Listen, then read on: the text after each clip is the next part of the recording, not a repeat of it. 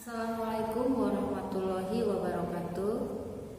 Bertemu kembali di pelajaran selanjutnya. Pada hari ini kita akan belajar mengenal kurikulum SMA Plus Merdeka Soreang. Kalian akan mengenal tentang visi misi sekolah. Kalian juga akan mengenal struktur dan muatan kurikulum SMA Plus Merdeka Soreang. Kalian juga nanti akan diperkenalkan dengan ekstrakurikuler yang ada di sekolah kita. Nah, untuk apa kita mengenal kurikulum SMA Plus Merdeka Soreang? Kedepannya kalian akan lebih memudahkan untuk memilih jurusan atau peminatan yang akan kalian pilih di kelas 10 ini. Nah, untuk selanjutnya silakan kalian simak tayangan yang Ibu berikan. Assalamualaikum warahmatullahi wabarakatuh. Hari ini kita akan mengenal kurikulum SMA Plus Merdeka Soreang, mulai dari visi, misi SMA Plus Merdeka Soreang, struktur kurikulum, dan ekstrakurikuler yang terdapat di sekolah kita. Visi misi SMA Plus Merdeka Soreang, visi unggul, berprestasi, berwawasan lingkungan dan budaya, berlandaskan IMPAK dan IPTEK. Misi sekolah 1. Meningkatkan keimanan untuk mencapai pribadi yang bertakwa. Yang kedua, membina ketekunan dalam mengembangkan potensi untuk berprestasi. Yang ketiga, mengembangkan nilai-nilai budaya dan karakter bangsa. Yang keempat, menumbuhkan kesadaran dalam menjaga dan memelihara lingkungan dan mengoptimalkan dukungan IPTEK dengan bijak. Struktur dan muatan kurikulum. Struktur kurikulum ini sudah diberikan dari pemerintah untuk kurikulum 2013 di SMA. Kelompok mata pelajaran terbagi ke dalam tiga golongan. Yang pertama adalah kelompok A, kelompok B, dan C. Kelompok A dan B ini adalah struktur kelompok mata pelajaran yang wajib, artinya baik kelompok peminatan IPA atau IPS memperoleh mata pelajaran ini, dan untuk kelompok C ini adalah ciri khas dari peminatan dari kelompok yang dimiliki oleh tiap peminatan. Di SMA Plus Merdeka Soreang, kita hanya membagi ke dalam dua kelompok peminatan saja, yaitu peminatan matematika dan ilmu pengetahuan alam, dan peminatan ilmu pengetahuan sosial. Mata pelajaran kelompok A dan B wajib di dua kelompok peminatan, yaitu 1. Pendidikan agama dan budi pekerti. Yang kedua, pendidikan Pancasila dan kewarganegaraan. Yang ketiga, bahasa Indonesia. Yang keempat, matematika. Yang kelima, sejarah Indonesia. Dan yang keenam, bahasa Inggris. Berapa jam pelajaran per minggu untuk keenam mata pelajaran ini? Pendidikan agama dan budi pekerti adalah 3 jam pelajaran.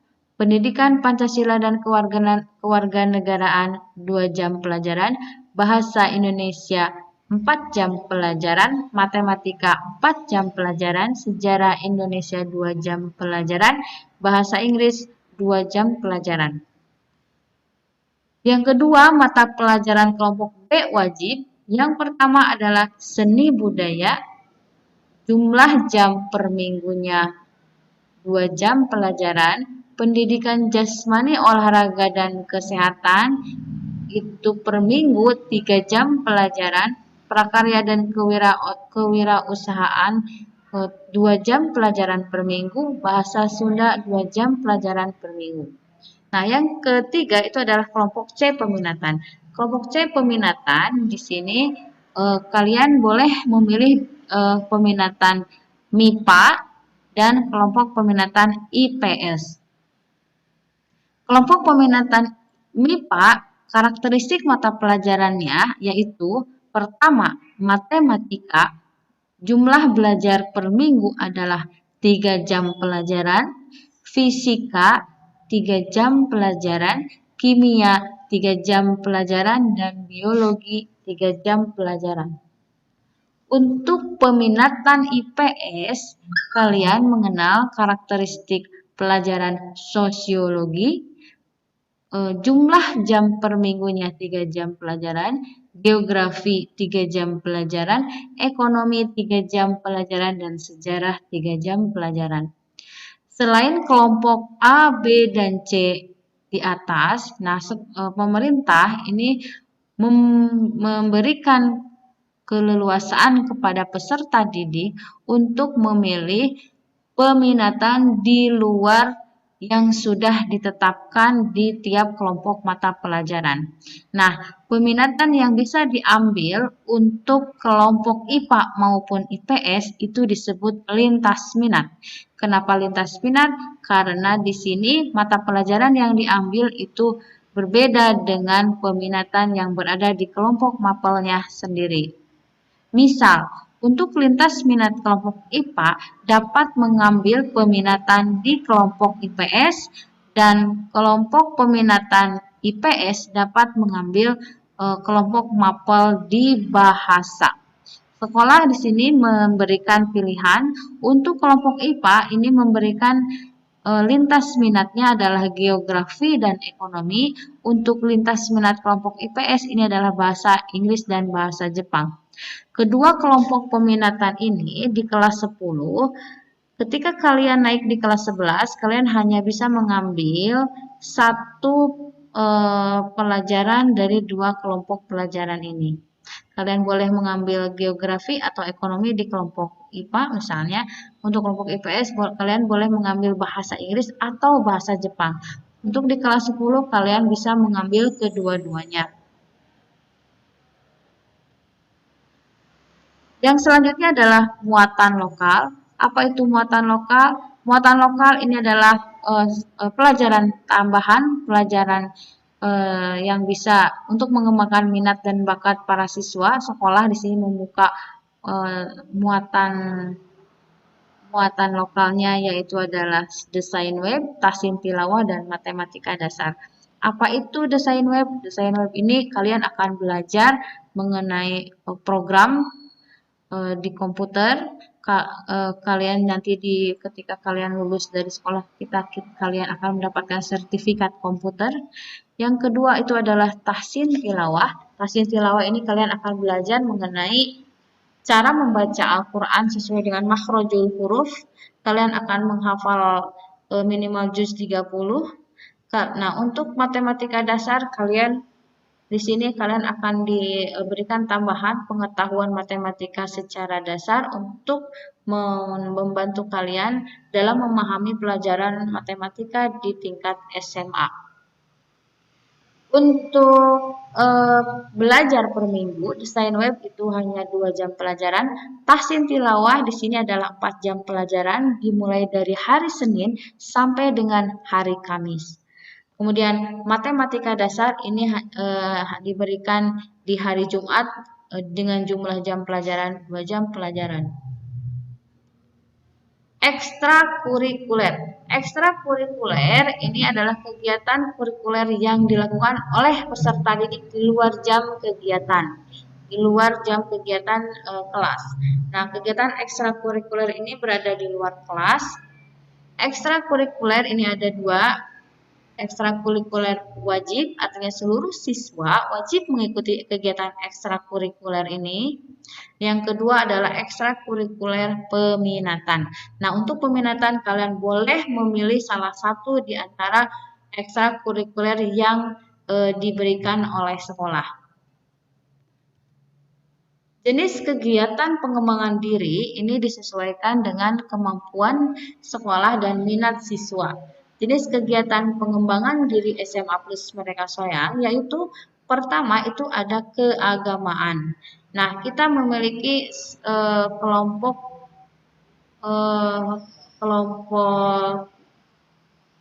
keagamaan ini di bawah kelompok pembinaannya namanya Pelarus. Di sini ini adalah khusus untuk menaungi kegiatan-kegiatan keagamaan.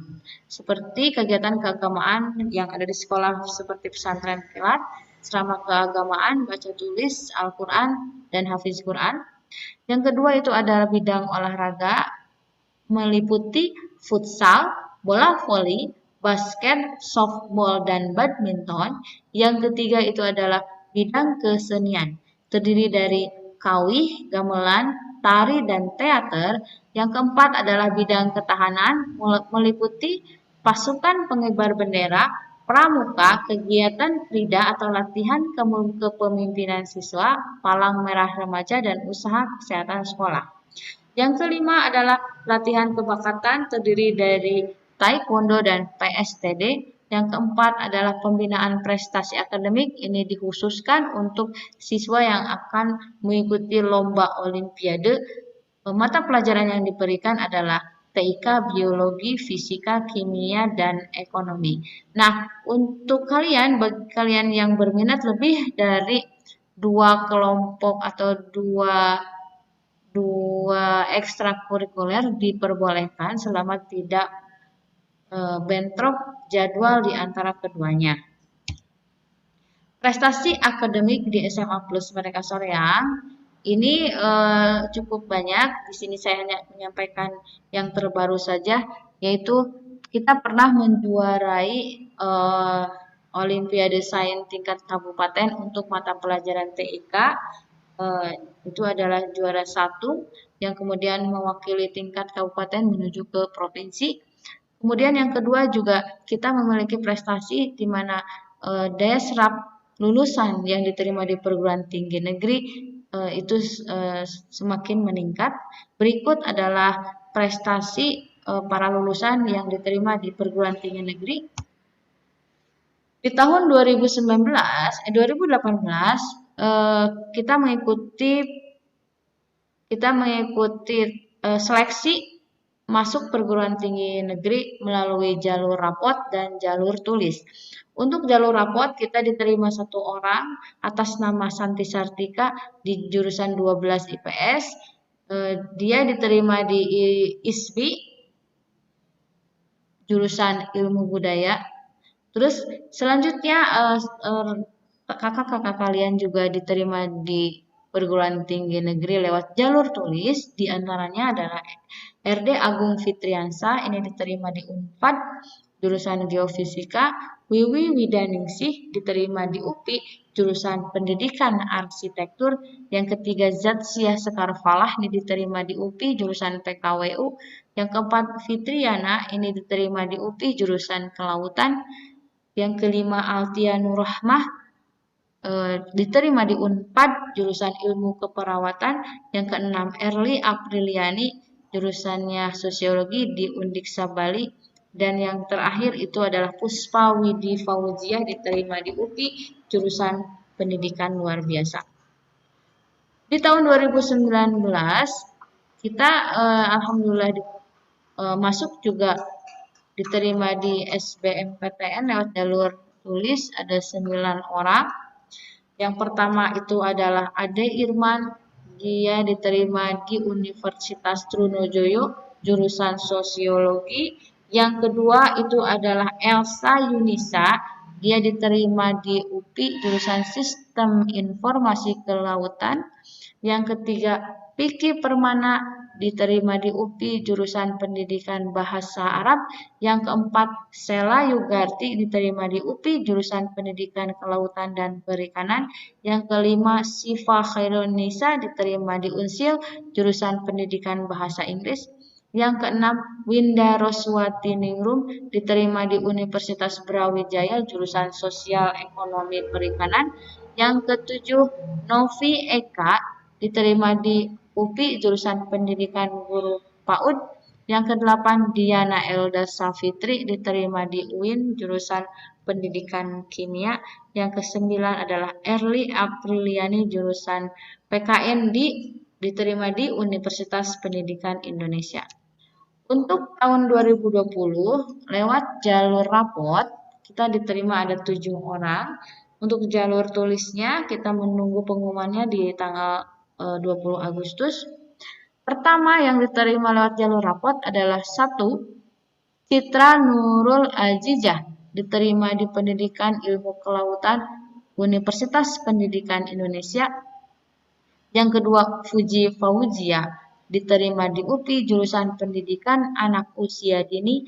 Yang ketiga, Yeni Isnaini, diterima di 2 perguruan tinggi yaitu Teknik Informatika Polban dan diterima juga di Pendidikan Ilmu Komputer UPI. Yang keempat, Resi Febrianti, diterima di UIN Sunan Kalijaga jurusan Ilmu Perpustakaan. Yang kelima, Asja Nursiam, Pendidikan Sistem dan Teknologi Informasi UPI. Yang keenam, Syahrini, diterima di UPI jurusan Pendidikan Anak Usia Dini. Dan yang ketujuh adalah Narisa Lutfiah, diterima di Universitas Pendidikan Indonesia jurusan Pendidikan Teknik Bangunan. Nah, marilah kita simak profil SMA Plus Merdeka Soreang.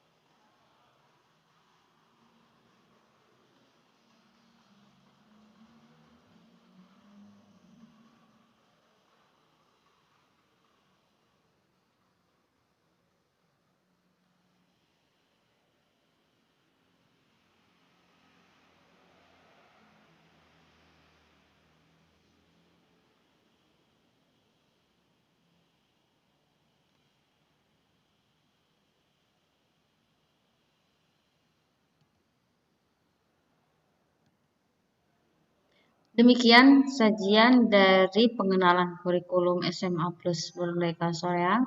Semoga menjadi inspirasi bagi kalian peminatan apa yang bisa kalian ambil dan ekstrakurikuler apa yang yang bisa dijadikan pilihan kalian untuk melengkapi potensi kalian dari bidang non akademik. Terima kasih. Wabillahi taufik wal hidayah. Wassalamualaikum warahmatullahi wabarakatuh. Demikian pembelajaran kita kali ini tentang memperkenalkan kurikulum SMA Plus Merdeka Soreang. Semoga tayangan tadi akan memudahkan kalian dalam memilih jurusan dan peminatan apa yang akan kalian pilih. Dan ini juga bisa dijadikan bekal kalian di dalam belajar yang lebih efektif sesuai dengan materi, sesuai dengan minat dan bakat kalian. Terima kasih. Assalamualaikum warahmatullahi wabarakatuh.